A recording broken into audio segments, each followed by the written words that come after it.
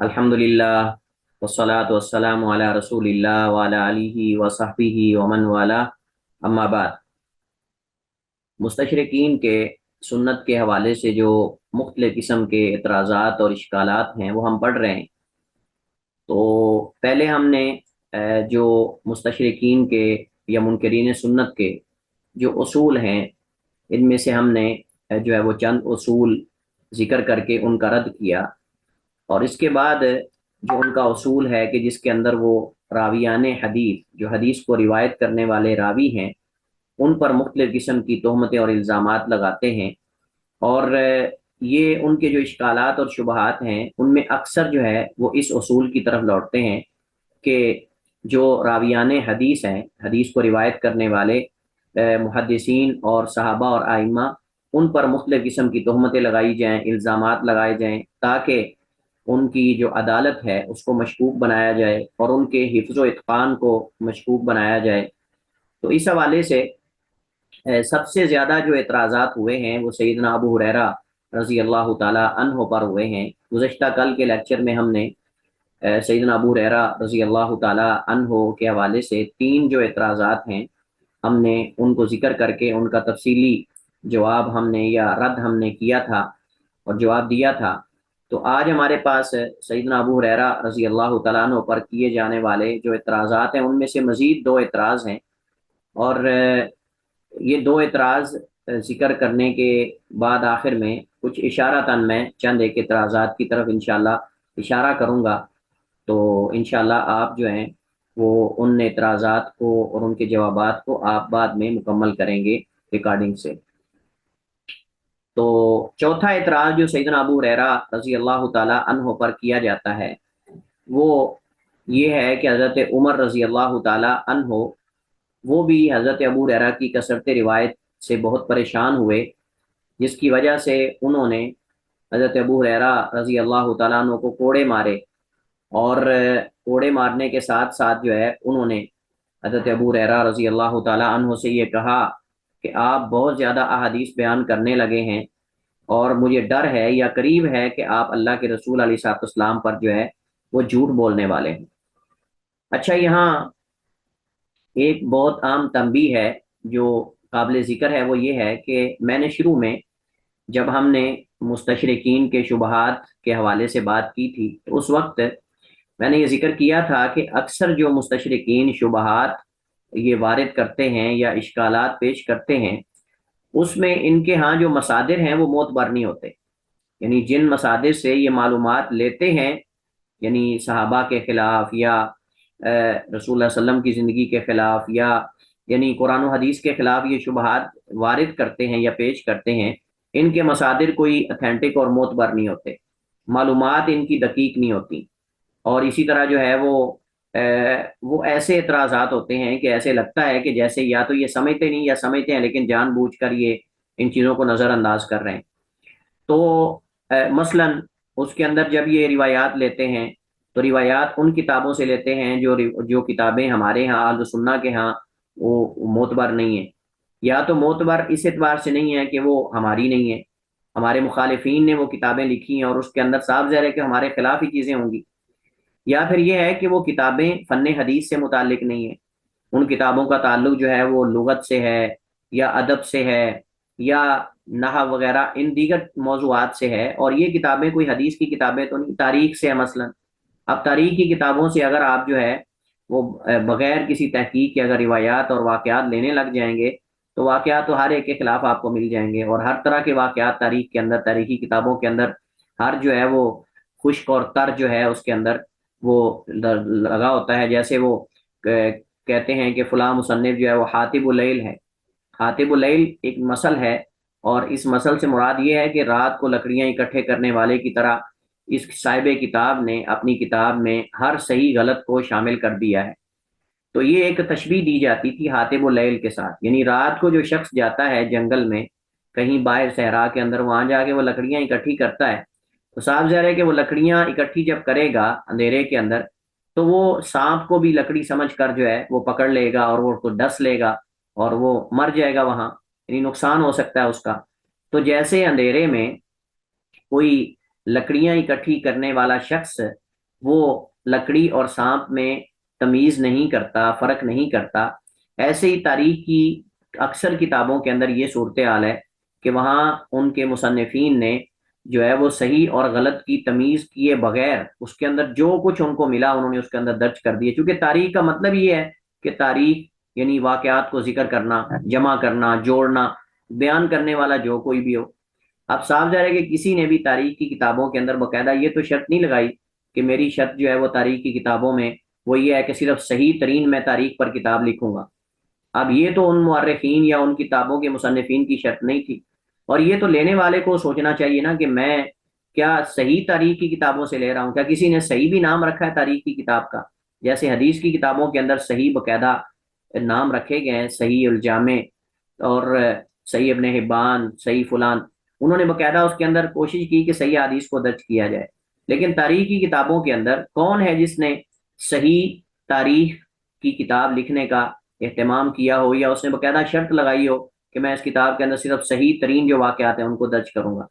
تو جب صاحب کتاب بذات خود یہ شرط نہیں لگا رہے اپنی کتاب کے اندر، تو لینے والے کو بھی چاہیے کہ وہ ایسی کتابوں سے ایسے شبہات نہ لے، ایسے واقعات نہ لے کہ جو اصل میں حقیقت اور واقع کے خلاف ہیں۔ یہ تو الٹا لینے والے پر جو ہے وہ الزام ہوگا، نہ کہ اس کو نقل اور درج کرنے والے پہ ہوگا، کہ لینے والا جو ہے وہ ایسے ہی سنی سنائی باتوں کو اور بے بنیاد باتوں کو لے کر جو واقع اور حقیقت کے خلاف ہے، صحیح روایات کے خلاف ہے، اس کو لے رہا ہے۔ تو بہرحال اکثر جو اس طرح کے اعتراضات صحابہ کرام کے حوالے سے پیش کیے جاتے ہیں وہ یا تو شیعہ کی کتابوں سے لیے جاتے ہیں، رافضہ کی کتابوں سے، جو کہ پہلے ہی صحابہ کے دشمن ہیں، اعداء اللہ ہیں، اعداء الدین ہیں، اور ان کے اندر یعنی صحابہ کرام کی توہین جو ہے وہ موجود ہے، اور وہ اس کو بلکہ صحابہ کرام کے خلاف جھوٹ بولنا وہ اجر و ثواب سمجھتے ہیں، اور صحابہ پہ بہتان بازی کرنا، صحابہ کی تنقید کرنا، ان کی شان میں گستاخی کرنا ان کے ہاں باعث اجر و ثواب ہے، بلکہ بعض صحابہ پہ لعنت کرنا ان کے ہاں اجر کا باعث ہے۔ تو ایسی قوم کی کتابوں سے آپ کو کیا حق اور سچ ملے گا؟ آپ کو کیا جو ہے وہ اس سے سب کچھ صحیح اور سچ ملے گا؟ ایسا نہیں ہو سکتا۔ تو پھر اگر ایسی صورتحال ہے تو اس صورتحال کے اندر ہمیں کیا چاہیے؟ تو اصل میں ان لوگوں نے ایسے مصادر اور مراجع سے یہ معلومات لی ہیں کہ جن کی کوئی ویلیو ہی نہیں ہے، یا تو وہ ہمارے مخالفین کی کتابیں ہیں، یا پھر وہ ان کے اندر کوئی سند کا اور صحت کا اہتمام نہیں کیا گیا۔ تو اس وجہ سے پہلی بات تو یہ ہے کہ ان کی کوئی اہمیت اس اعتبار سے بھی نہیں ہے۔ دوسری بات یہ کہ یہ جو واقعہ نقل کیا گیا ہے یہ محمود ابو ریا، جس کی پہلے میں نے بات کی تھی کہ محمود ابو ریا جو ہے یہ نام نہاد مسلمان تھا مصری، جس نے جو ہے وہ صحابہ کرام پہ اور محدثین پہ اور ائمہ پہ مختلف قسم کے اعتراضات جو ہے وہ کیے اور شبہات وارد کیے اور شبہات اٹھائے۔ ان میں سب سے زیادہ حضرت ابو ہریرہ رضی اللہ تعالیٰ عنہ کی ذات کو انہوں نے جو ہے وہ نشانہ بنایا اور ان پر اعتراضات کیے۔ تو اس کے اندر روایات لیتے ہوئے اس نے بالکل تمیز نہیں کی کہ شیعہ کی کتابوں سے لے رہا ہے یا کسی اور تاریخ کی کتابوں سے لے رہے ہیں، کہاں سے لے رہے ہیں۔ بس یہ ہے کہ ان کو جہاں کہیں سے بھی حضرت ابو ہریرہ رضی اللہ تعالیٰ عنہ کے خلاف کوئی چیز ملی ہے یا راویوں کے خلاف، محدثین کے خلاف، اس کو لے کے انہوں نے درج کر دیا ہے۔ اب یہ جو واقعہ ہے جو یہاں حکایت یا واقعہ نقل کیا گیا کہ حضرت عمر نے کہا کہ جو ہے وہ انہوں نے کوڑے مارے اور کہا کہ آپ قریب ہے کہ اللہ کے نبی پہ جھوٹ بولتے ہو، اس طرح کی بات کی ہے۔ اب یہ ابن ابی الحدید جو ہے اس کی جو ہے وہ شرح نہج البلاغہ اس کی طرف یہ نقل کر کے محمود ابو ریا نے حکایت اور یہ واقعہ اس کی طرف منسوب کیا ہے، اور اس نے ابو جعفر اسکافی سے بغیر سند کے نقل کیا ہے۔ اور پہلی بات تو یہ ہے کہ یہ واقعہ اور یہ جو قصہ ہے یہ بے بنیاد اور بے اصل ہے، اس کی کوئی سند ہی نہیں، جیسے ہم نے ذکر کیا اس کی کوئی سند ہی نہیں۔ دوسری بات یہ ہے کہ اس کو نقل کرنے والے بذات خود متہم ہیں، صحابہ کرام پہ تہمت لگانے کا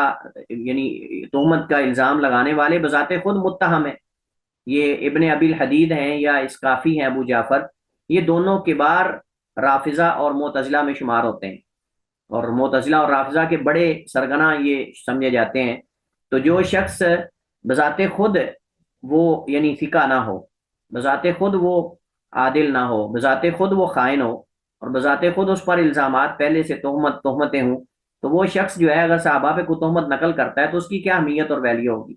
اس کی کوئی اہمیت نہیں ہے۔ تیسری بات یہ ہے کہ یہ جو واقعات ہیں اگر آپ رافضہ کی کتابوں سے، شیعہ کی کتابوں سے لیں گے تو اس قوم کے ہاں تو پھر صحابہ کرام کی گستاخی پر مبنی قصے کہانیاں سینکڑوں آپ کو مل جائیں گی۔ ان کی تو کتابیں بھری پڑی ہیں صحابہ کرام، بلکہ ان کا کام یہ ہے ان کا تو اصل مقصد ہی تصنیفات کا یہ ہے کہ لوگوں کو صحابہ کرام سے دور کیا جائے، متنفر کیا جائے جس طریقے سے بھی ہو سکے۔ تو پھر ایسی قوم جو ہے، اس قوم کے ہاں تو پہلے ہی آپ کو بہت ساری چیزیں اور بھی مل جائیں گی صحابہ کرام کی گستاخی کے حوالے سے۔ ان کے ہاں تو کوئی صحت کا معیار ہی نہیں ہے، کوئی اہمیت ہی نہیں ان کے ہاں۔ اور آپ کو پتہ ہے کہ ہم نے جیسے پہلے اصول تحقیق کے اندر بھی میں نے یہ بات کی تھی کہ ان کی کتابوں کے اندر ایسے راویوں سے روایات لی جاتی ہیں کہ جن کی کوئی ان کا کوئی تعارف اور ان کی کوئی پہچان ہی نہیں ہے۔ ان رجل من اہل شام، ان رجل من اہل بصرہ، اہل شام میں سے کوئی بیان کرنے والا ہے، اہل بصرہ میں سے کوئی بیان کرنے والا ہے، اس کا نام کیا ہے، اس کی حالات زندگی کیا ہیں، وہ کیا، کچھ بھی نہیں، موجود ہی نہیں۔ اچھا، اسی طرح ایک اور دوسری حکایت جو ہے وہ نقل کی جاتی ہے، وہ یعنی پہلی حکایت سے ملتی جلتی ہے۔ جو ہم نے پہلا قصہ اور پہلی حکایت ہم نے پڑھی ہے نا، اس سے ملتی جلتی ایک اور حکایت ہے، اور وہ کیا ہے؟ وہ یہ ہے کہ حضرت عمر رضی اللہ تعالیٰ عنہ حضرت ابو ہریرہ رضی اللہ تعالیٰ عنہ کی کثرت روایت سے بڑے پریشان تھے، اور اس پریشانی میں آ کر انہوں نے حضرت ابو ہریرہ رضی اللہ تعالیٰ عنہ کو کہا کہ لَتَتْرُكَنَّ الْحَدِيثَ عن رسول اللہ صلی اللہ علیہ وسلم أَوْ لَأُلْحِقَنَّكَ بِأَرْضِ دَوْسِ، کہ آپ یقیناً ضرور بر ضرور آپ اللہ کے نبی علیہ الصلوۃ والسلام سے حدیث بیان کرنا چھوڑیں گے، یا پھر میں آپ کو جو دوس کی سرزمین ہے، یعنی دوس قبیلہ حضرت ابو ہریرہ رضی اللہ تعالیٰ عنہ کا، میں آپ کو جو ہے وہ وہاں دوبارہ واپس بھیج دوں گا، یعنی وہاں ان کے ساتھ شامل کر دوں گا۔ مطلب یہ کہ آپ کو مدینہ سے نکال دوں گا، آپ کو مدینہ سے نکال دوں گا۔ پہلی بات تو یہ ہے کہ یہ روایت جو ہے یہ ایک تاریخی، آپ سمجھ لیں کہ واقعہ ہے، تاریخ کی کتاب بدایہ والنہایہ سے لیا گیا، اور بدایہ والنہایہ کے اندر آپ کو پتا ہے کہ موضوع، من گڑت، قصے، واقعات اور چیزیں موجود ہیں بلا تمیز، بلا تفریق۔ وہ ایک تاریخ کی کتاب ہے، اور تاریخ کی کتاب کے اندر کچھ بھی آ سکتا ہے، تو اس کے اندر یہ ذکر کیا گیا ہے۔ دوسری بات یہ ہے کہ جیسا کہ امام جو ہے وہ معلمی رحم اللہ تعالیٰ جو الیمانی ہیں، یمن کے بہت بڑے عالم گزرے ہیں، اور انہوں نے مختلف جو ہے وہ جو انکار حدیث کے فتنے میں مبتلا لوگ تھے ان کا رد کیا ہے باقاعدہ۔ کوثری ہے، یا یہ محمود ابو ریہ ہے، یا اور جو منکرین حدیث ہیں، ان کے خلاف انہوں نے بہت اچھا کام کیا ہے، اور اس پہ انہوں نے باقاعدہ ایک تنقیل کتاب ہے ان کی، اور بھی ان کی اکثر کتابوں کے اندر باقاعدہ سنت کا دفاع انہوں نے کیا ہے۔ تو انہوں نے جو ہے وہ اس حدیث پر، اس واقعے پر بات کرتے ہوئے فرماتے ہیں کہ یہ واقعہ جو ہے وہ بے بنیاد، اس کی کوئی سند نہیں ہے، یہ واقعہ بے بنیاد ہے اور اس کی کوئی سند نہیں ہے، کیونکہ اس کے اندر ایک راوی ہے محمد بن زرع، یا محمد زرع راوی کا نام ہے، یہ مجہول ہے۔ ایک تو یہ کہ مجہول ہے، یہ اس کا کوئی عطا پتہ نہیں ہے، اس کے اوپر کوئی جرح و تعدیلی وارد نہیں ہے کہ اس شخص کی عدالت، دینداری اور ضبط و ضبط کیا ہے، کوئی اس کے بارے میں چیز معروف ہی نہیں ہے۔ دوسری بات یہ ہے کہ سعید بن عبدالعزیز یہ ایک راوی ہے اس سند کے اندر، اس کا صائب بن یزید اور حضرت عمر بن خطاب سے سما ثابت نہیں، نہ لقاء ثابت ہے اور نہ سما ثابت ہے۔ اور آپ جانتے ہیں کہ جب کسی راوی کا سند میں اپنے سے اوپر والے سے سما یا لقاء ثابت نہ ہو تو یقیناً اس میں انقطاع ہوتا ہے، اور یہ انقطاع جو ہے وہ ضروری نہیں کہ ایک ہی بندہ اس میں راوی گرا ہوا ہو، ایک سے زیادہ بھی ہو سکتے ہیں، دو بھی ہو سکتے ہیں، تین بھی ہو سکتے ہیں بسا اوقات، کیونکہ آپ نے دیکھا ہوگا اسانید کے اندر بہت ساری احادیث کے اندر جو ہے بسا اوقات دو صحابہ ایک دوسرے سے نقل کر رہے ہوتے ہیں، تین صحابہ ایک دوسرے سے نقل کر رہے ہوتے ہیں، تین تابعی ایک دوسرے سے نقل کر رہے ہوتے ہیں، گویا کہ صحابی اور تبع تابعی کے درمیان تین یا چار واسطے بن گئے۔ تو اس طرح ضروری نہیں کہ ایک ہی واسطہ گرا ہوا ہو، ایک واسطے سے زیادہ بھی واسطے ہو سکتے ہیں، یعنی دو واسطے بھی ہو سکتے ہیں، تین بھی ہو سکتے ہیں، چار بھی ہو سکتے ہیں۔ لہٰذا اب یہ جو سعید بن عبدالعزیز ہے، اس کا صائب بن یزید اور عمر بن خطاب سے جب لقاء اور سما ثابت نہیں ہے تو پتہ نہیں کتنے لوگ اس کے درمیان میں ہوں گے جنہوں نے اس واقعے کو نقل کیا ہے، اور وہ کیسے نقل کیا ہے۔ تو جب انقطاع آ گیا، اس کا مطلب یہ ہے کہ سند جو ہے وہ ضعیف ہوگی۔ اچھا، اسی طرح ایک تو یہ کہ سند کا مسئلہ ہے، دوسری بات یہ کہ اگر اتنا بڑا یہ واقعہ ہی ایسا بڑا مسئلہ ہوتا کہ حضرت عمر رضی اللہ تعالیٰ عنہ نے ابو ہریرہ کو کوڑے مارے ہوتے اور اس بڑی سختی سے ان کو روک دیا گیا ہوتا اور ان پہ پابندی عائد کر دی گئی ہوتی، تو یہ اہل مدینہ جاننے والے ہوتے اس کو، اہل مدینہ کے ہاں یہ واقعہ مشہور ہو جاتا اور یہ معروف ہو جاتا، پھر یہ روایت شامیوں نے بیان کرنی تھی، اہل مدینہ بھی اس کو بیان کرتے، یعنی اکثر اس کے راوی اور اس کا مخرج جو ہے وہ اہل شام ہے، اہل شام اس کو نقل کر رہے ہیں۔ تو اس واقعے کو اگر اتنا ہی مشہور تھا اور اگر واقعہ ہی ایسا کوئی ہوا ہے تو پھر اہل مدینہ میں سے بھی کوئی نقل کرتا ہے، امام مالک اور اس طرح کے دیگر جو ائمہ ہیں ان میں سے بھی کوئی نقل کرتا ہے اس کو۔ اچھا، دوسری بات یہ ہے کہ جب یہ اہل مدینہ میں یہ واقعہ کوئی نہیں جانتا اور نہ کسی کو اس کا علم ہے، نہ ہی اہل مدینہ سے آگے جو وہاں سے علم حدیث لے کر نکلے انہوں نے اس کو بیان کیا، تو پھر یہ واقع بھی اس کی یعنی حقیقت واقع بھی اس کی تکذیب کرتا ہے کہ عملی طور پر اگر یہ واقعہ ایسا ہوا ہوتا، رونما ہوتا، تو پھر اہل مدینہ کبھی بھی حضرت ابو ہریرہ رضی اللہ تعالیٰ عنہ سے حدیث نہ لیتے۔ اہل مدینہ کبھی بھی حضرت ابو ہریرہ رضی اللہ تعالیٰ عنہ سے بلکہ ان کے قریب تک نہ جاتے۔ آپ ذرا اندازہ کریں کہ خلیفہ وقت جو ہے اگر وہ روک دے کسی کو حدیث بیان کرنے سے اور اس کو کوڑے بھی مارے ان کے بقول اور اس کو جو ہے وہ نکالنے کا بھی عزم کر لے مدینہ سے، تو اس کے بعد کوئی ہے ایسا، کسی کی جرت ہے کہ کوئی جا کے دوبارہ اس راوی سے حدیثیں سنے؟ تو یہاں تو حضرت ابو ہریرہ رضی اللہ تعالیٰ عنہ سے جو کسب فیض کرنے والے یا ان سے علم حدیث لینے والے صحابہ اور تابعین ہیں وہ 800 کے قریب ان کی تعداد ہے، اور 800 کوئی معمولی تعداد نہیں ہے، اتنی زیادہ تعداد، اور صحابہ کرام بھی ان سے حدیثیں بعض سنتے تھے اور پوچھتے تھے اور تابعین بھی ان سے علم حاصل کرتے تھے۔ تو تمام صحابہ اور تابعین اگر ان کی تعداد اکٹھی کی جائے ان سے حدیث سیکھنے اور پوچھنے والوں کی، تو وہ 800 کے قریب بنتی ہے۔ مجھے بتائیں کہ ایسے شخص سے کہ جس سے ڈرا دیا گیا ہو، خبردار کر دیا گیا ہو، اسے اتنے لوگ کیسے استفادہ کر رہے ہیں؟ یعنی ان دونوں چیزوں کو آپ کیسے جمع کریں گے؟ کیسے آپ ان دونوں چیزوں میں تطبیق دیں گے کہ ایک طرف پابندی عائد کر دی گئی اور دوسری طرف اتنے لوگ علم حاصل کر رہے ہیں ان سے، اور کسی کو پتہ بھی نہیں ہے کہ پابندی عائد ہوئی ہے کہ نہیں؟ یہ کیسے ہو سکتا ہے؟ اچھا جی، اسی طرح اس بات میں کوئی شک نہیں، دوسری چیز، اس بات میں کوئی شک نہیں کہ حضرت عمر رضی اللہ تعالی عنہ کا عام موقف قلت روایت کا تھا۔ حضرت عمر رضی اللہ عنہ کا یہ موقف جو ہے وہ صرف ابو ہریرہ کے بارے میں نہیں تھا، بلکہ وہ عموماً تمام صحابہ کرام کو، لوگوں کو جو ہے وہ زیادہ حدیث بیان کرنے سے روکتے،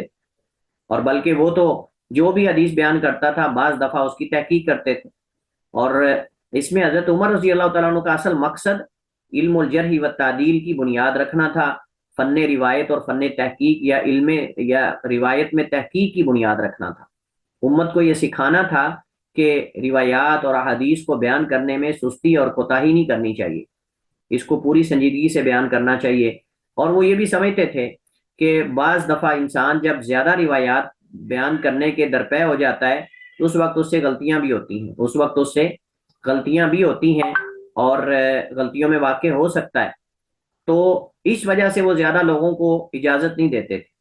اور یہ ان کا موقف تھا تمام صحابہ کرام کے بارے میں، صرف حضرت ابو ہریرہ رضی اللہ تعالیٰ عنہ کے بارے میں خاص نہیں تھا۔ کثرت روایت عموماً، اور بلکہ یہ واقعہ جب ابن کثیر نے البدایہ والنہایہ میں نقل کیا ہے حضرت ابو ہریرہ کے حوالے سے، تو اس کے بعد انہوں نے یہ چیز ذکر کی ہے، عذر پیش کیا ہے کہ حضرت عمر رضی اللہ تعالیٰ عنہ کثرت روایت سے عموماً منع کرتے تھے اور عمومی طور پہ منع کرتے تھے، کیونکہ اس طرح ہر کوئی بلا تحقیق رسول کریم علیہ الصلوۃ والسلام کی طرف سے روایت کرنے لگے گا، اور پھر وہ روایات ایسی جگہوں پہ بیان کریں گے جہاں بیان نہیں کرنی چاہیے، ایسے مسائل کے اندر بیان کریں گے جہاں بیان نہیں کرنی چاہیے، یعنی ان کو ان کے موقع محل سے ہٹا کر بیان کریں گے، یہ بھی ہو سکتا ہے۔ اور پھر جب زیادہ بیان کریں گے تو غلطیوں میں واقع ہوں گے، اس وجہ سے۔ اور اس وجہ سے حضرت عمر رضی اللہ تعالیٰ عنہ نے حضرت ابو موسیٰ اشعری رضی اللہ تعالیٰ عنہ نے جب ان کو الاستئذان الثلاث والی جو روایت بیان کی تھی تو انہوں نے کہا تھا اس پر گواہ لے کر آؤ، اور حضرت ابو سعید خدری رضی اللہ تعالیٰ عنہ نے جا کر گواہی دی تھی کہ واقعی اللہ کے نبی علیہ الصلوۃ والسلام کی حدیث ہے۔ اور آپ دیکھیں کہ حضرت عمر رضی اللہ تعالیٰ نے باقاعدہ پھر وضاحت کی تھی، انہوں نے کہا کہ مجھے تمہارے ایمان اور دیانتداری پہ کوئی شک نہیں، لیکن میں نے اس وجہ سے کیا ہے کہ کل کو کوئی اور شخص جو ہے وہ اللہ کے نبی علیہ الصلوۃ والسلام پہ جھوٹ نہ بولے، کل کو کوئی اور آ کر اللہ کے نبی علیہ الصلوۃ والسلام پہ جو ہے وہ جھوٹ نہ بولے یا آپ پر کوئی الزام کسی قسم کا نہ لگائے، اس وجہ سے میں نے یہ بات کی ہے۔ تو صحابہ کرام خلفائے راشدین بعض دفعہ خبر واحد لے لیتے تھے اور بغیر یعنی اس میں گواہ طلب کیے لے لیتے تھے، لیکن بعض مقامات پہ انہوں نے اگر ایسا کیا ہے اصل میں وہ تنبیہ کرنا مقصود تھا ان لوگوں کو کہ جو بلا تحقیق اور بغیر کسی یعنی ضرورت اور حاجت کے روایات بیان کرتے ہیں، یہ اصل میں مقصود تھا۔ اور اسی طرح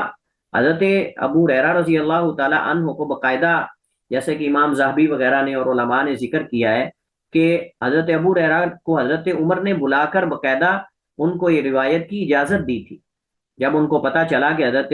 ابو ہریرہ رضی اللہ تعالیٰ عنہ جو ہیں وہ ان لوگوں میں سے نہیں ہیں کہ جو کثرت روایت اس وجہ سے بیان کرتے ہیں تاکہ شہرت ہو یا کوئی ایسی بات ہے یا بلا تحقیق، بلکہ ابو ہریرہ رضی اللہ تعالیٰ عنہ اللہ کے نبی صلی اللہ علیہ وسلم کی حدیث کا اہتمام کرنے والے صحابی تھے، اور وہ ہمیشہ سننے کے حریص رہتے تھے، اور وہ روایات کا رات کو مذاکرہ اور مطالعہ بھی کرتے تھے، اور ان کو حدیث یاد بھی تھی۔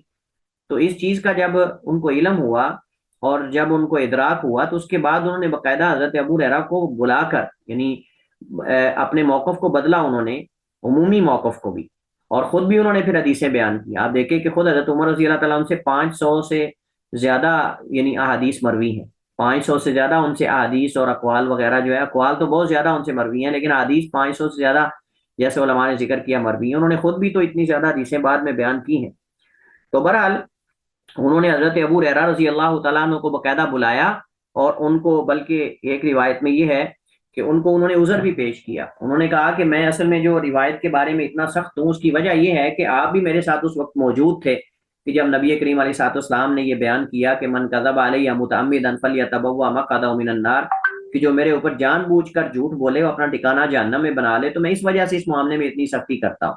اور حضرت ابو ہریرہ کو انہوں نے باقاعدہ روایت بیان کرنے کی اجازت دی، اور اس کے بعد حضرت ابو ہریرہ رضی اللہ تعالیٰ عنہ جو ہے وہ احادیث بیان کرتے رہے، اور کئی سالوں تک حدیث بیان کرتے رہے، حضرت عمر کی موجودگی کے اندر بھی، حضرت عمر کے بعد بھی۔ ایسے تو نہیں ان سے اتنی زیادہ روایات جو ہیں وہ مروی ہیں، اور ان کے شاگردوں کی تعداد صحابہ اور تابعین ملا کر جو ہے وہ اتنی زیادہ ہے۔ صاحب ظاہر ہے کہ وہ حضرت عمر کی اجازت سے، اور وہ معروف تھے حدیث بیان کرنے کے اندر، صحابہ کرام بھی ان سے روایات آ کر پوچھتے تھے۔ اور اگر اس حوالے سے آپ مزید تفصیل اور اگر آپ وضاحت چاہتے ہیں تو سیر اعلام النبلاء جلد نمبر 2 صفحہ نمبر 603 پہ آپ رجوع کریں، انشاءاللہ وہاں آپ کو تفصیلات مزید امام ذہبی رحمہ اللہ تعالیٰ نے یہ روایات اور یہ واقعات ذکر کر کے اس پہ تفصیل سے بات کی ہے۔ اچھا، چوتھی بات یہ ہے کہ یہ جو اس طرح کے واقعات ہیں یہ زیادہ تر شیعہ کی کتابوں میں، رافضہ کی کتابوں میں حضرت ابو ہریرہ کے خلاف اس طرح کے واقعات اور دیگر صحابہ کرام کے خلاف نقل کیے جاتے ہیں، اور یہ مستشرقین اور یہ منکرین حدیث زیادہ تر ان سے چیزیں لیتے ہیں۔ تو ہم کہتے ہیں کہ اگر ان کو حضرت ابو ہریرہ رضی اللہ تعالیٰ عنہ کی کثرت روایت سے تکلیف ہے، ان شیعہ حضرات کو، اور ان کو تکلیف ہوگی صاف ظاہر ہے کیونکہ وہ روایات صحابہ کے فضائل و مناقب میں ہیں،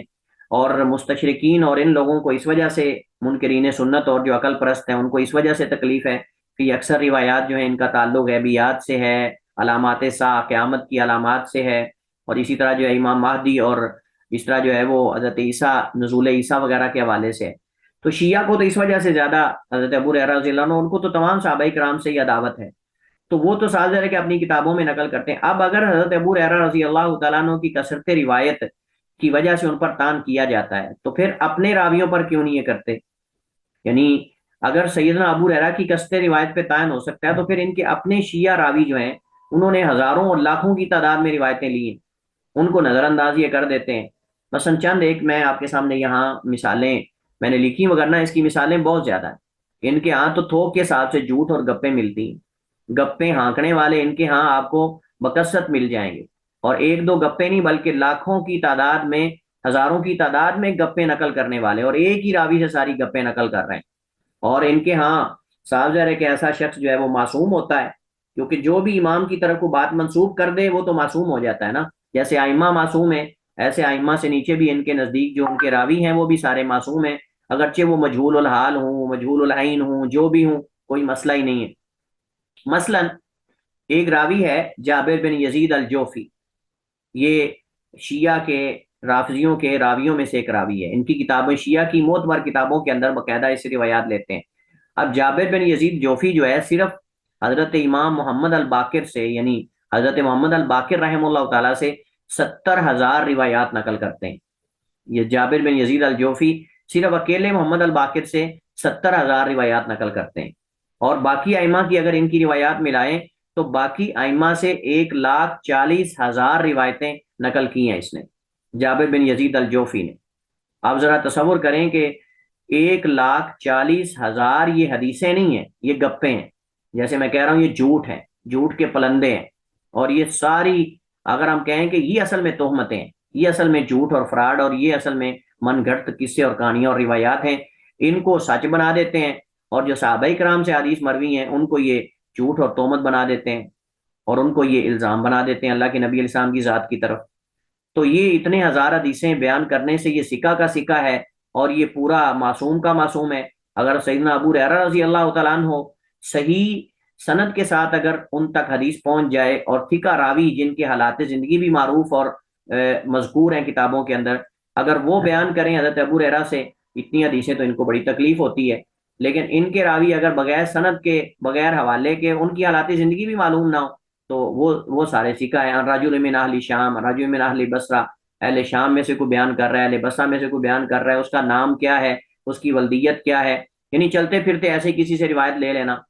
اگر آپ کو کوئی بندہ ایسے کو بات کر دے، آپ چپ کر کے اس کی تحقیق کیے بغیر یہ کون ہے، کہاں سے ہے، کدھر سے، آپ چپ کر کے اس بندے کی طرف جا کے بھاگ پڑے جو آپ کو کہے کہ فلاں بندہ آپ کے بارے میں یہ کہہ رہا ہے، اور آپ بھاگ پڑے اور جا کے اس کا گریبان پکڑ لیں اور آپ کہیں کہ ہاں بھائی آپ کے بارے میں مجھے راہ چلتے بندے نے یہ بات کی ہے، تو آپ نے ایسے کیوں کہا ہے؟ بھائی وہ بندہ تو پہلے دیکھیں، وہ بندہ ہے کون، ہے کہاں سے ہے، مسلمان ہے کافر ہے کون ہے؟ بلا تحقیق آپ باتیں لے رہے ہیں، ہو سکتا ہے کوئی یہود جو ہیں وہ ہوں، ہو سکتا ہے کوئی منافقین ہوں، کوئی ایسے لوگ ہوں، تو یہ صاف ظاہر ہے۔ اب اس قوم نے تو لاکھوں کی تعداد میں تھوک کے حساب سے روایات لی ہیں ایسے لوگوں سے، اور کتابیں بھری پڑی ہیں ان کی۔ اب یہ یزید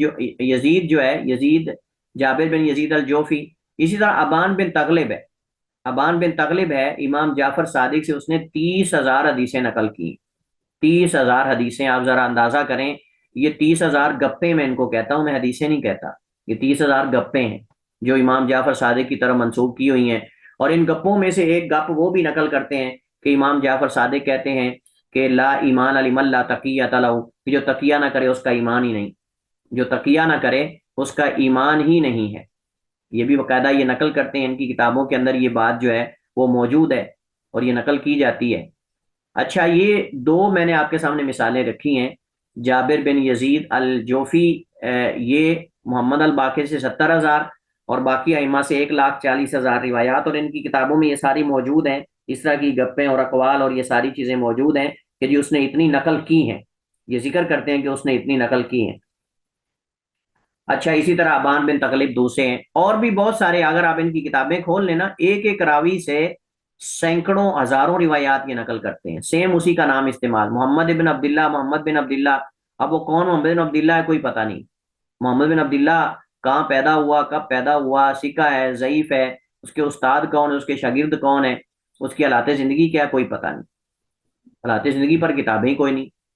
کوئی معلومات ہی نہیں ان راویوں کی۔ ہمارے پاس تو ہر راوی کی حالات زندگی سند کے ساتھ محفوظ ہے، پھر بھی یہ اس کو تسلیم کرنے کو تیار نہیں ہے، اور اپنے جو ہے وہ گپیں بھی اور یہ ساری چیزیں لے لیتے ہیں۔ تو محمود ابو ریہ، انہوں نے جو حضرت ابو ہریرہ رضی اللہ تعالیٰ عنہ پر پانچواں اعتراض کیا ہے، وہ یہ ہے، کہتے ہیں کہ صحابہ کرام حضرت ابو ہریرہ رضی اللہ تعالیٰ عنہ پر جھوٹ کی تہمت لگاتے تھے، اور ان کو جھوٹا بھی بعض نے کہا ہے۔ اور جو ہم بات کر رہے تھے، کہتے ہیں کہ وہ ابو ہریرہ رضی اللہ تعالیٰ عنہ پہلے راوی ہیں جن پر جھوٹ کی تہمت لگی، جن پر اسلام میں جھوٹ کی تہمت لگی۔ تو اس کے ہم جواب کی طرف چلتے ہیں۔ اس کا جواب یہ ہے کہ اس کی کوئی دلیل اور سند نہیں، پہلی بات تو یہ ہے، اس کی کوئی دلیل اور سند نہیں ہے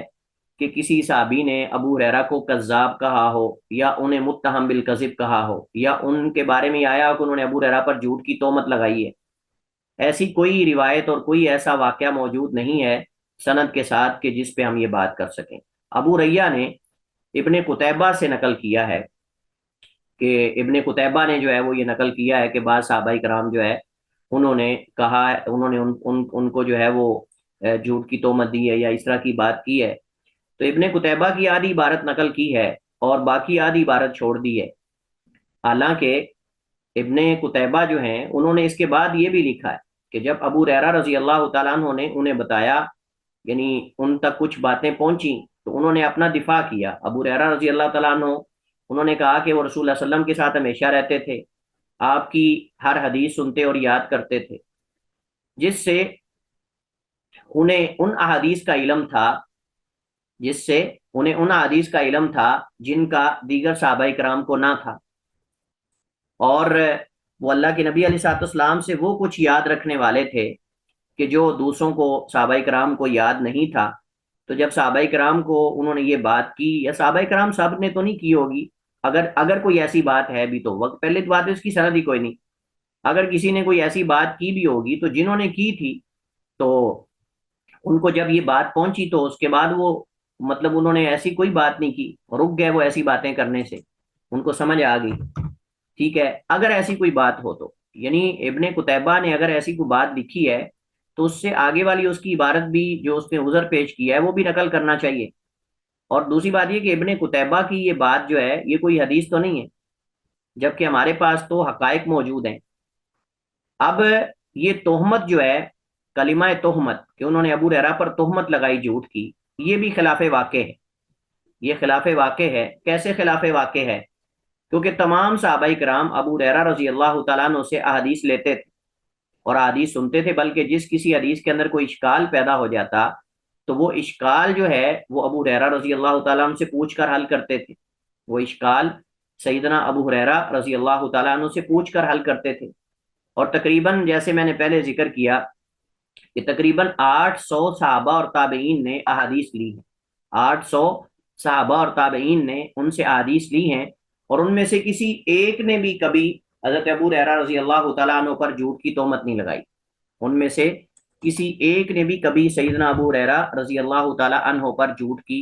تہمت نہیں لگائی۔ تو پھر یہ دعویٰ کہاں گیا جس دعوے کے اندر یہ کہا گیا ہے کہ وہ اللہ حضرت ابو ہریرہ پر جھوٹ کی تہمت لگاتے تھے اور انہیں جھوٹا کہتے تھے اور ایسی باتیں کرتے تھے؟ تو اتنے لوگ پھر ایسے ہی ساتھ تہمت بھی لگاتے تھے اور ساتھ اس کی روایات بھی لے رہے ہیں، ساتھ اس سے حدیث کی تصدیق بھی کر رہے ہیں، واقعات کی تصدیق بھی کر رہے ہیں، ایسا کیسے ہو سکتا ہے؟ تیسری بات یہ ہے کہ حضرت عائشہ رضی اللہ تعالیٰ عنہ اور عبداللہ ابن عمر سے بعض آثار ملتے ہیں کہ انہوں نے حضرت ابو ہریرہ رضی اللہ تعالیٰ عنہ کی بعض احادیث پر اعتراض کیا، اور وہ اعتراض یہ نہیں تھا کہ ابو ہریرہ نے جھوٹ بولا ہے یا ابو ہریرہ جو ہے ان پر انہوں نے کوئی تہمت لگائی ہے، بلکہ صرف اس کے اندر جب ان کو وہ روایت پہنچی تو اس روایت کے اندر ان کو یہ لگا کہ شاید ابو ہریرہ غلطی کر رہے ہیں، شاید ابو ہریرہ رضی اللہ تعالیٰ عنہ غلطی کر رہے ہیں، لیکن اس کے اندر بھی بڑی دلچسپ بات یہ ہے کہ اس کے اندر بھی جب تصدیق کی گئی تو تصدیق کے بعد پتہ چلا کہ حق پہ ابو ہریرہ ہے، حق پہ ابو ہریرہ ہیں، اور غلط فہمی ان صحابہ کرام کو ہوئی تھی جو صحابہ کرام یہ سمجھ رہے تھے کہ ابو ہریرہ غلط فہمی پہ یا ابو ہریرہ شاید غلطی کر رہے ہیں۔ جب تصدیق کی گئی تو تصدیق کرنے کے بعد پتہ چلا کہ وہی روایات جن روایات میں ان کو کوئی اشکال ہوا وہی روایات دیگر صحابہ کرام بھی نقل کر رہے ہیں، اور دیگر صحابہ کرام نے باقاعدہ گواہی دی کہ واقعی ایسے ہی ہے۔ تو اس سے پتہ چلا کہ صحابہ کرام بذات خود بسا اوقات تعجب کرتے تھے، تعجب کرتے تھے۔ کیوں تعجب کرتے تھے؟ یعنی وہ کہتے تھے کہ ہمیں اس حدیث کا علم ہی نہیں، اور ابو ہریرہ چونکہ ہر لمحہ اللہ کے نبی کے ساتھ رہتے تھے تو ان کو تو صاف ظاہر ہے کہ ان چیزوں کا علم ہوگا، تو وہ تعجب اس بات پہ نہیں کرتے تھے کہ ابو ہریرہ رضی اللہ تعالیٰ عنہ کیوں یہ بیان کر رہے ہیں، تعجب اس بات پہ کرتے تھے کہ ہمیں اس روایت کا پتہ ہی نہیں اور ہم محروم ہو گئے اس سے۔ تو جب حضرت ابو ہریرہ رضی اللہ تعالیٰ عنہ وہ روایت بیان کرتے تو ان کو تعجب ہوتا تھا کہ ابو ہریرہ اکیلے کیسے جانتے ہیں۔ تو جب بعد میں تصدیق کی جاتی تو پھر وہ اس بات کا اعتراف کرتے کہ واقعی آپ اللہ کے نبی کے ساتھ ہم میں سے زیادہ رہنے والے تھے اور آپ نبی صلی اللہ علیہ وسلم کی حدیث زیادہ یاد کرنے والے ہیں، اس چیز کا وہ اعتراف کرتے تھے۔ تو اگر ابو ہریرہ رضی اللہ تعالیٰ عنہ کی بعض حدیث پر بعض صحابہ کرام کی طرف سے اگر یہ ملتا ہے کہ انہوں نے اعتراض کیا ہے یا انہوں نے کوئی ایسی بات کی ہے تو اس میں حضرت ابو ہریرہ رضی اللہ تعالیٰ عنہ کی روایات کے ساتھ دیگر صحابہ کرام بھی شامل ہیں، یعنی ان کے ساتھ بعض دیگر صحابہ کرام بھی ان روایات کو روایت کرنے میں شامل ہیں، یعنی وہ حدیث باقی اور صحابہ نے بھی روایت کی ہے۔ صحابہ کرام نے اگر صحابہ کرام میں سے کسی نے دوسرے صحابی کے بارے میں لفظ کذبا استعمال کیا بھی ہے، یہ ایک اور بات ہے، اور یہ آپ سمجھ لیں کہ ایک بڑی اہم تنبیہ ہے کہ صحابہ کرام بعض دفعہ انہوں نے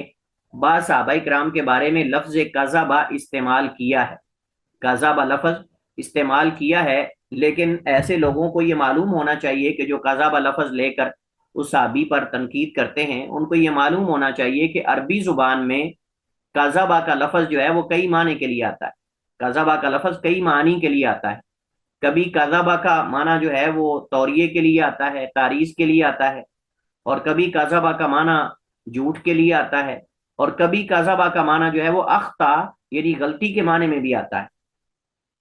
یعنی عربی زبان میں اس کا اطلاق بہت وسیع ہے. لفظ کذبہ کا لفظ کذبہ کا اطلاق بہت وسیع ہے عربی زبان میں. جیسے میں نے کہا کبھی توریے اور تعریض کے لیے آتا ہے، تو کبھی جو ہے وہ جھوٹ کے لیے آتا ہے، اور کبھی یہ غلطی کے معنی کے اندر بھی آتا ہے عربی زبان میں. تو حضرت عائشہ رضی اللہ تعالیٰ عنہ سے اگر کسی روایت میں یہ ملتا ہے کہ جب ان کو کسی نے حضرت ابو ہریرہ رضی اللہ تعالیٰ عنہ کی کوئی روایت بیان کی تو اس میں انہوں نے اگر کہا کہ کذب ابو ہریرہ، تو ابو ہریرہ کذب سے مراد یہ نہیں ہے کہ ابو ہریرہ نے جھوٹ بولا ہے، بلکہ ان کی مراد یہ کہ ابو ہریرہ نے اخطا غلطی کی ہے. لیکن جیسے میں نے آپ کو بتایا کہ اس میں بھی تصدیق کرنے سے بعد میں پتا چلا کہ وہ غلطی کہنے والے کو لگی، نہ کہ سیدنا ابو ہریرہ رضی اللہ تعالی عنہ کو. مثلا ایک حدیث تھی ایک حدیث تھی غالباً وہ یہ جو شکاری کتے کے بارے میں یعنی اس کو رکھنے کے بارے میں، اور جو کتا رکھتا ہے اس کے نامہ اعمال میں سے اجر میں سے کمی ہوتی ہے. اب یہ روایت تھی یا اس طرح کی کوئی اور روایت تھی. تو جب حضرت ابو ہریرہ رضی اللہ تعالیٰ عنہ نے بیان کی، عبداللہ ابن عمر رضی اللہ تعالیٰ عنہ کو جب وہ حدیث پہنچی تو ان کو لگا کہ شاید ابو ہریرہ رضی اللہ تعالیٰ عنہ کو اس میں کوئی غلط فہمی ہو رہی. ان کو یہ لگا کہ شاید حضرت ابو ہریرہ رضی اللہ تعالیٰ عنہ کو اس مسئلے کے اندر کوئی غلط فہمی ہو رہی. تو جب انہوں نے حضرت عائشہ رضی اللہ تعالیٰ عنہ سے جا کر پوچھا کہ کیا یہ حدیث ایسے ہی ہے جیسے ابو ہریرہ رضی اللہ تعالیٰ عنہ بیان کر رہے ہیں، تو سیدہ عائشہ رضی اللہ تعالیٰ عنہ نے فرمایا کہ ہاں بالکل ایسے ہی ہے، میں نے بھی اللہ کے نبی علیہ الصلوۃ والسلام سے یہ حدیث سنی. اچھا آپ ذرا دیکھیے کہ سیدنا عبداللہ ابن عمر رضی اللہ تعالیٰ عنہما جب یہ تصدیق کی حضرت عائشہ رضی اللہ تعالیٰ عنہ سے جا کر، تو اس وقت فرماتے ہیں کہ یا ابا ہریرہ، اے ابو ہریرہ، کنت الزمنا لرسول اللہ صلی اللہ علیہ وسلم. عبداللہ ابن عمر رضی اللہ تعالیٰ عنہما حضرت ابو ہریرہ کو فرماتے ہیں مخاطب کر کے، یا ابا ہریرہ کنت الزمنا لرسول اللہ صلی اللہ علیہ وسلم واعلمنا بحدیثہ. کنت الزمنا لرسول اللہ صلی اللہ علیہ وسلم واعلمنا بحدیثہ، کہ آپ اللہ کے نبی علیہ الصلوۃ والسلام کے ساتھ ہم سے زیادہ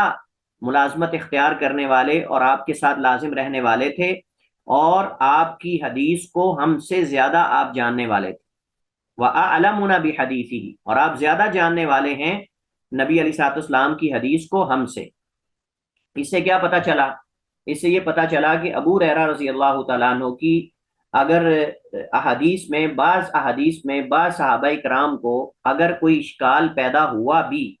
تو اس کی تصدیق کرنے کے بعد ان کو یقین ہو گیا کہ اس میں حق ابو ہریرہ رضی اللہ تعالی عنہ کے ساتھ تھا. اس میں حق سیدنا ابو ہریرہ رضی اللہ تعالی عنہ کے ساتھ تھا، نہ کہ جو ہے وہ ان صحابہ کرام کے ساتھ تھا کہ جنہوں نے جو ہے وہ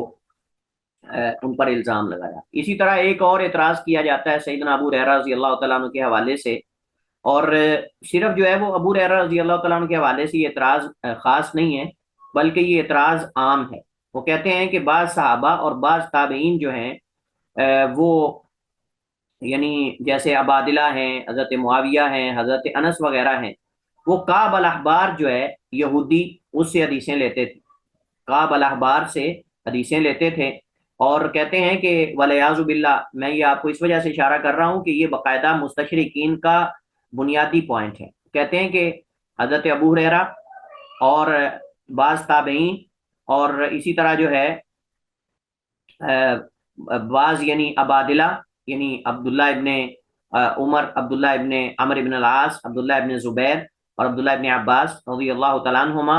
اور عبداللہ ابن مسعود کو بھی اس میں شامل کرتے ہیں، اور معاویہ اور انس رضی اللہ عنہم اجمعین، یہ کعب الاحبار سے حدیثیں لیتے تھے. اور کعب الاحبار کون ہے؟ ولیعوذ باللہ، کہتے ہیں کہ یہ ابو ریہ نے بھی یہ دعویٰ کیا ہے. مسلمان ہو کر آپ دیکھیں کہ کعب الاحبار کو یہودی کہہ رہا ہے، اور کہتا ہے کہ کعب الاحبار جو ہیں یہ یہودی تھے، اور صرف اسلام دھوکہ دینے کے لیے انہوں نے قبول کیا تھا. ولیعوذ باللہ، یعنی گویا کہ منافق قرار دے رہے ہیں. کہتے ہیں کہ یہ کعب الاحبار اصل یہودی تھے، اور یہ صرف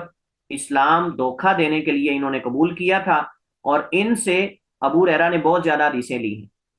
کعب الاحبار سے بہت زیادہ حدیثیں جو ہے وہ ابو ہریرہ رضی اللہ تعالیٰ عنہ نے لی ہیں، اور باقی صحابہ کرام نے بھی جو ہے وہ لی ہیں۔ وہ کہتے ہیں کہ کیا خیال ہے تمہارا ان حدیث کے بارے میں، ان روایتوں کے بارے میں، کہ جو روایتیں جو ہیں اصل میں آپ ذرا اندازہ لگائیں ان لوگوں کے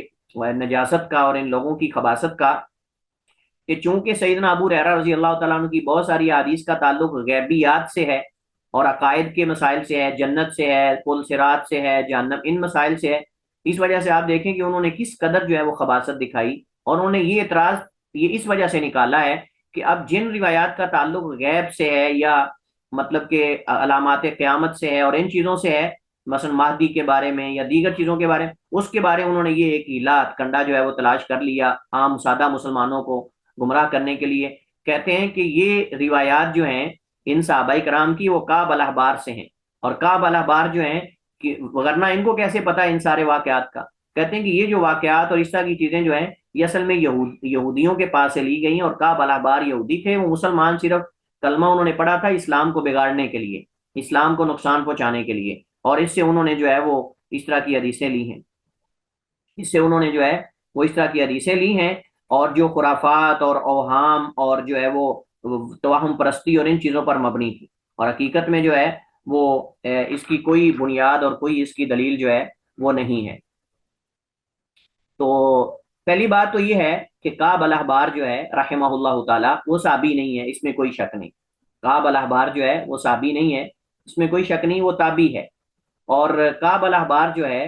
وہ صحابہ کرام کے ہاں، سلف صالحین اور ائمہ کے ہاں ثقہ تھے اور معتبر تھے، ٹھیک ہے۔ اگر اس کے بقول اگر اس کے بقول محمود ابو ریا کے بقول جیسے یہ گمان کرتا ہے کہ کعب الاحبار جو ہے وہ یعنی یہودی تھا اور وہ صرف جو ہے وہ بظاہر انہوں نے کلمہ پڑھا تھا مسلمانوں کو دھوکہ دینے کے لیے، تو کیا ایسا ہو سکتا ہے کہ ائمہ جرح و تعدیل جنہوں نے جرح تعدیل پہ کتابیں لکھی ہیں وہ ان پہ جرح نہ کرتے؟ ان کو ثقہ قرار کیوں دیا ہے؟ تابعین کی صف میں ان کو ثقہ قرار دیا ہے، ائمہ ثقات میں ان کو قرار دیا ہے، ٹھیک ہے، اخبار کے اندر بھی ہر چیز کے اندر۔ تو ائمہ جرح و تعدیل تو خیانت نہیں نہ کرتے، انہوں نے تو امانت داری سے حتیٰ کے بعد صحابہ کی اولادوں پر بھی جرح کی ہے، ٹھیک ہے۔ دوسری بات یہ ہے کہ محمود ابو ریا جو ہیں یہ باتیں اصل میں نقل کرتے ہیں مستشرقین سے، اور مستشرقین تو اعداء دین ہیں، اعداء اللہ ہیں، اللہ کے دشمن، دین کے دشمن ہیں، اور ان سے بلا تحقیق باتیں لینے کا کوئی توقع نہیں بنتا کہ ایک مسلمان جو نام نہاد مسلمان کلمہ پڑھنے والا ہو وہ باتیں یہود و نصارہ سے لے اور مستشرقین سے لے، اس کی تو جو ہے وہ کوئی ایسی وجہ نہیں بنتی کہ وہ ایسے لوگوں سے جو ہے وہ یعنی خبریں لے۔ دوسری بات یہ ہے کہ صحابہ کرام نے اگر آپ نقل کریں گے جو کعب الاحبار سے انہوں نے چیزیں لی ہیں